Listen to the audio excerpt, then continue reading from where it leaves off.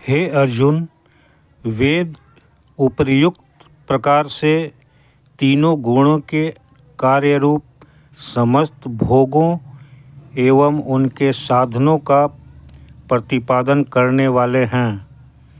इसलिए तू उन भोगों एवं उनके साधनों में आसक्तिहीन, हर्ष, शोक आदि द्वंद्वों से रहित नित्य वस्तु परमात्मा में स्थित योगक्षेम को न चाहने वाला और स्वाधीन अंतःकरण वाला हो।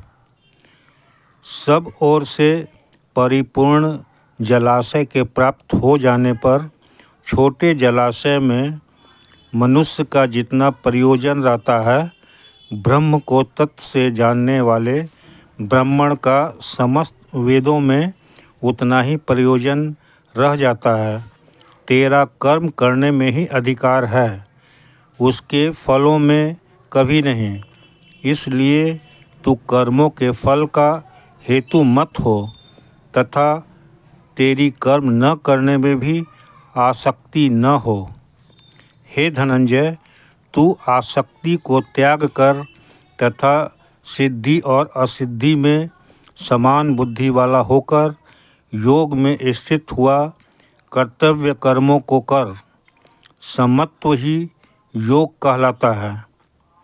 इस समत्व रूप बुद्धि योग से सकाम कर्म अत्यंत ही निम्न श्रेणी का है। इसलिए हे धनंजय, तू सम बुद्धि में ही रक्षा का उपाय ढूंढ, अर्थात बुद्धि योग का ही आश्रय ग्रहण कर, क्योंकि फल के हेतु बनने वाले अत्यंत दीन हैं।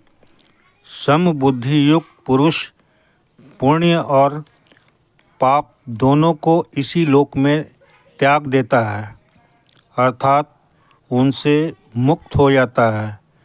इससे तू समत्व रूप योग में लग जा। यह समत्व रूप योग ही कर्मों में कुशलता है, अर्थात कर्म बंधन से छूटने का उपाय है।